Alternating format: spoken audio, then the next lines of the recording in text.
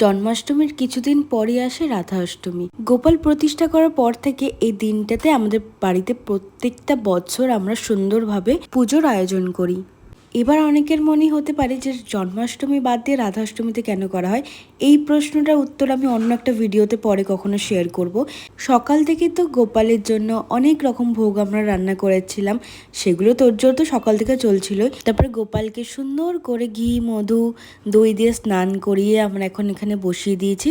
সকালবেলা ঘুম থেকে গোপালকে তুলে তো একবার ভোগ দেওয়া হয়েছে, তারপরে দুপুর 1টার দিকে দেওয়া হয়েছিল ফল আর সুজি আর লুচি।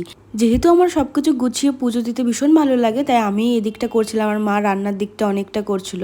আমার সব ঠাকুরকে স্নান টান করে ভোগ দেওয়া হয়ে গেছে। এবার আমি চলে গেছিলাম আর দুপুরের ভোগটা বানানোর জন্য, যেখানে গাঠি কচুর তরকারি ছিল, পোলাও ছিল, সবটাই সুন্দরভাবে রান্নাবান্না করে নিয়েছিলাম। এখানে দেখতে পাচ্ছ পোলাওটা খুব সুন্দর ঝরঝরে হয়েছিল। আর জানো তো সবসময় ভোগের জিনিস খুব সুন্দরভাবেই হয়। আর এখানে চলে এসেছিলো মাসির গোপাল। এই গোপালকেও আমরা ডেকেছিলাম, মানে নেমন্তন্ন করেছিলাম। এই গোপাল হচ্ছে এই গোপালের ভাই। তারপরে দিদা এখানে পায়েসটা করে দিচ্ছিলো। দিদা খুব সুন্দর পায়েস করে, তো দিদাই পায়েসটা আমাকে করে দিচ্ছিল। আর চারিদিকে সবাই কাজ করছিল, মারা রান্না করছিল, এখানে মাসিও কিছুটা কাজ করেছে। তাই কী কাজ করেছে বলছিলাম বলে একটু হাসাহাসি হচ্ছিল এই নিয়ে। তো সবাই টুকটাক করে এসছিল। এখন বাজে প্রায় ওই 3টের মতন। এখন আমি মেন ভোগটা দিয়ে দিচ্ছি। এখানে সব কিছু সুন্দরভাবে সাজিয়ে নিয়েছি, অনেক রকম আমরা রান্না করেছিলাম।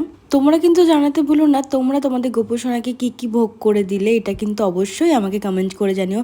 এখানে দেখো সব কিছু ভোগ আমি সাজিয়ে, মিষ্টি সাজিয়ে, মাখন সাজিয়ে, কারণ মাখনও কিন্তু খুব প্রিয় গোপালের, এখানে আমি দিয়ে দিয়েছি।